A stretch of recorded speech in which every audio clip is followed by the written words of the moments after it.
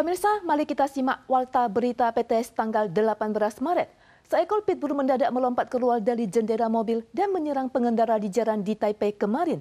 Anjing yang sama ditemukan juga telah melakukan serangan serupa 11 hari sebelumnya. Untuk itu, Kantor Perlindungan Hewan Kota Taipei menjatuhkan denda sebesar 200.000 dolar Taiwan kepada pemilik dan menyita anjing tersebut. Seekor anjing pitbull melompat dari jendela truk yang berhenti di lampu merah, menyerang pengendara motor di samping dan mengabaikan perintah pemiliknya. Pemiliknya mengatakan kepada polisi bahwa jendela mobil tiba-tiba terbuka dan pengendara motor diserang, mengakibatkan luka di lutut dan kaki kanannya. Namun awalnya belum ada tuntutan yang diajukan.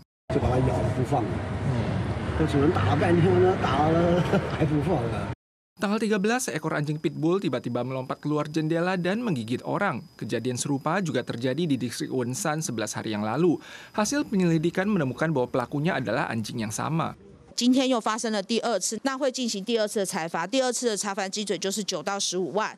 Kantor Perlindungan Hewan menyampaikan anjing tersebut tidak disita saat kasus pertama karena pemiliknya telah berjanji untuk memantau anjing secara ketat.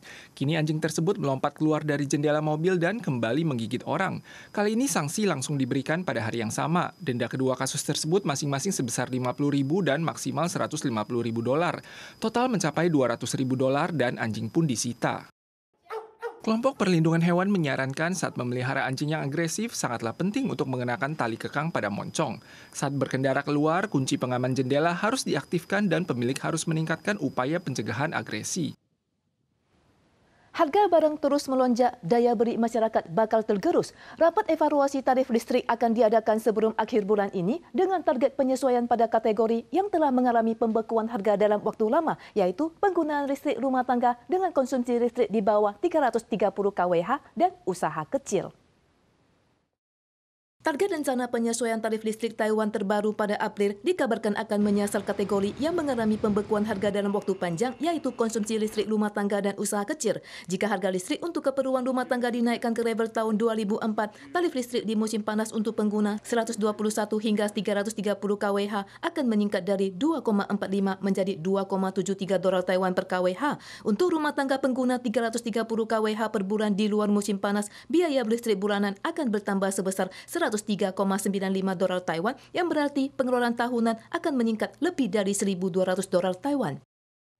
Masa udara dingin mengamuk. Suhu terendah di Tahu, Miaoli pagi ini mencapai 8,9 derajat. Salju juga turun di beberapa pegunungan seperti Gunung Lalasan, Gunung Taipingsan, Gunung Hehuanshan, dan Danau Jiaming di Taitung akibat suhu rendah dan kelembapan yang cukup. SD Xinguang di desa Jianshi, Hsinchu juga diliburkan 1 hari karena salju. Kereta bongbong kuning melaju di tengah pemandangan bersalju, laksana berkendara di dunia dongeng.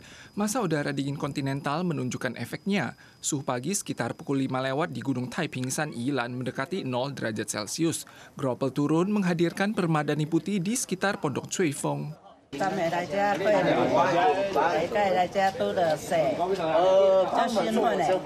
Seiring suhu rendah dan kelembapan tinggi, salju juga turun di Gunung Lalasan Taoyuan. Ketebalan salju mencapai sekitar 6 cm. Taman rekreasi hutan Kuan-u juga tertutup salju putih. Akibatnya SD Xinguang di desa Jianshi, Hsinchu diliburkan selama 1 hari. Suhu terendah di stasiun pengamat cuaca Yushan pada dini hari adalah minus 2,6 derajat Celcius. Danau Jianming di Taitung, Pondok Wuling di Gunung Hehuanshan dan Gunung Lisan semuanya menyambut salju di bulan Maret. Akumulasi salju di Danau Tianchi pada kebun Fuzhousan mencapai 10 cm. 3月份在台湾高山容易出现0度以下低温，只要水汽配合就很容易下雪，这在台湾来说是正常的。 Periode mulai Selasa malam hingga Kamis pagi akan dipengaruhi oleh masa udara dingin kontinental atau masa udara beku, yang baru akan melemah pada hari Kamis siang. Suhu di berbagai tempat akan menghangat, namun perbedaan suhu antara siang dan malam di wilayah barat bisa mencapai 10 derajat Celcius. Warga perlu memerhatikan suhu rendah pada malam dan pagi hari. Awal bulan ini, sebuah insiden tragis terjadi di kota Taichung, di mana seorang pengemudi mabuk menerobos lampu merah yang mengakibatkan kematian seorang mahasiswa. Polisi kemudian meluncurkan operasi penegakan hukum razia pengemudi mabuk selama 3 hari. Tak disangka, dini hari tadi kembali terjadi kecelakaan berkendara dalam kondisi mabuk. Sebuah sedan menabrak trotoar dengan kecepatan tinggi dan menerobos pagar pengaman hingga akhirnya jatuh ke sungai. Pagi hari tanggal 18, seorang pria mengemudi dengan kecepatan tinggi di kota Taichung. Mobil tersebut kehilangan kendali saat berbelok dan menabrak pagar pengaman hingga akhirnya jatuh ke sungai Ma Yuanhou yang sedalam 3 meter. Petugas damkar kemudian menyelamatkan pengemudi yang terjebak di dalam mobil. Meskipun tulang rusuknya patah dan luka lecet, pengemudi tidak mengalami luka fatal dan dibawa ke rumah sakit. Hasil tes alkohol menunjukkan kadar alkohol dalam darahnya mencapai 0,51. Keseluruhan kasus akan diselidiki lebih lanjut atas tuduhan pelanggaran bahaya publik. Harga emas internasional menyentuh rekor tertinggi pada tanggal 14 mencapai 3.004,86 dolar Amerika per ons. Menurut analisis, selain faktor perlindungan terhadap nilai tukar, faktor utama yang mendorong kenaikan harga emas adalah peningkatan pemberian emas oleh bank sentral berbagai negara dalam beberapa tahun terakhir. Harga emas internasional pada kuartal pertama 2025 mengalami kenaikan 13,6%. Uang terus mengalir ke dana transaksi perdagangan berbasis emas dengan peningkatan sebesar 9,4 miliar dolar Amerika pada Februari 2025 saja, mencatat rekor jumlah terbesar dalam satu bulan sejak Maret 2022. Pakar moneter menilai tren jangka panjang harga emas sedang meningkat dan tampak sangat kentara dalam beberapa tahun terakhir. I've been in the business for almost 20 years. I've only seen it steadily grow. The amount that it's grown in the last 2 years, let's just say, is more than it has usually in 5 or 10. You know, if you look through the graphs and through the last few decades. Data menunjukkan bahwa jumlah total pembelian emas oleh bank sentral di berbagai negara tahun 2024 melampaui 1.000 metrik ton, menandai pertumbuhan signifikan selama 3 tahun berturut-turut. Situasi ini akan berlanjut pada 2025 dan menjadi salah satu alasan utama kenaikan harga emas.